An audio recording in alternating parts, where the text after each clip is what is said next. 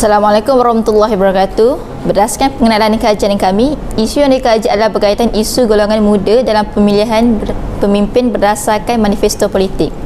Tujuan kajian ini dilaksanakan adalah untuk mengenal pasti berkaitan kerelevanan pengundi belia dalam membuat pilihan pemimpin berdasarkan manifesto yang telah dinyatakan oleh setiap parti politik. Melalui penyertaan golongan muda, persepsi dan corak pemilihan barisan pentadbir negara dapat ditambah baik. Menurut Harakah Daily 2022, pengundi muda sangat penting berdasarkan kajian penyelidik Institut Yusof Ishak di Singapura. Jamsyid boleh membuka persepsi lebih luas terhadap kuasa pengundi muda.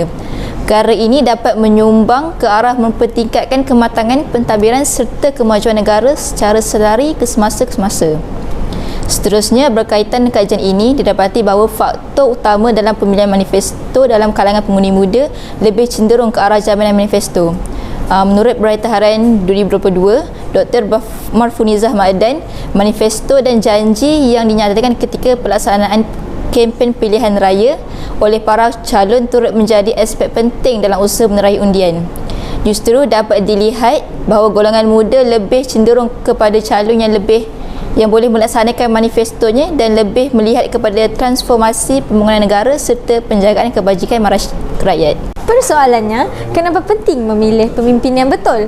Kepentingan memilih pemimpin yang betul mengikut manifesto yang parti politik masing-masing tetapkan ialah untuk mewujudkan pemimpin yang berwibawa supaya dapat memerintah negara serta dapat membantu rakyat-rakyat yang memerlukan.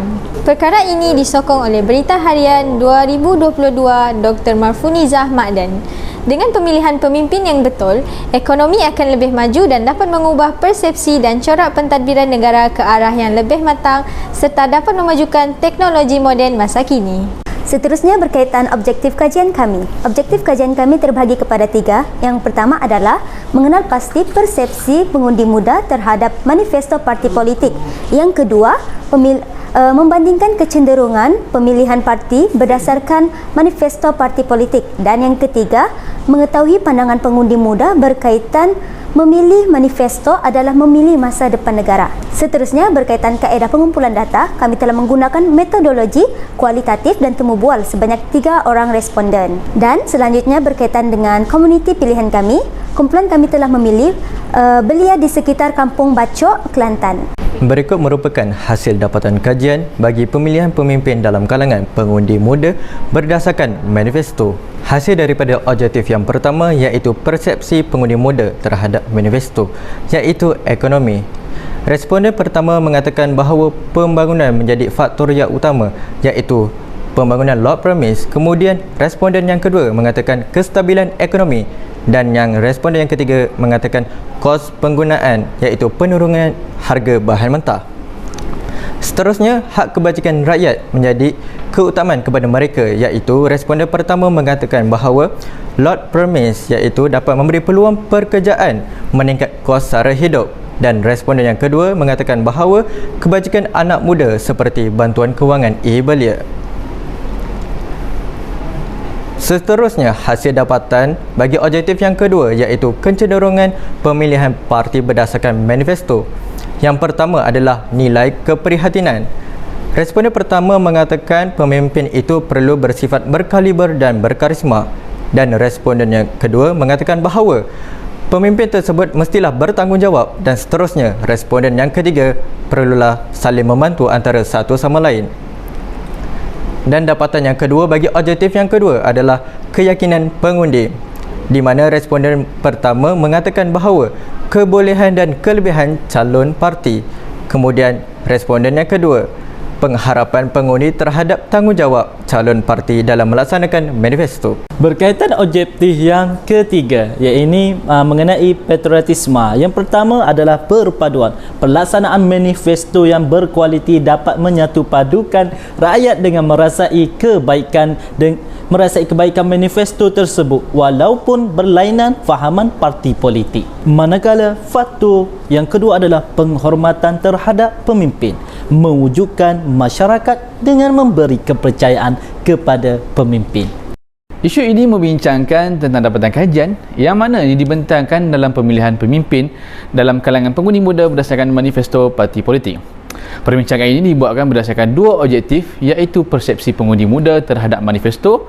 Melalui objektif ini kita dapat mengenal pasti bahawa ekonomi merupakan salah satu faktor utama yang dilihat oleh pengundi muda pada masa kini. Berkenaan berkatakan artikel yang kita dapat daripada Utusan Malaysia pada tahun 2022 yang diperkatakan oleh Muhammad Hassan, anak muda telah melihat kesan daripada PRU yang ke-14 yang menyaksikan ekonomi terjejas, sedangkan anak-anak muda memikirkan nasib dan masa depan negara.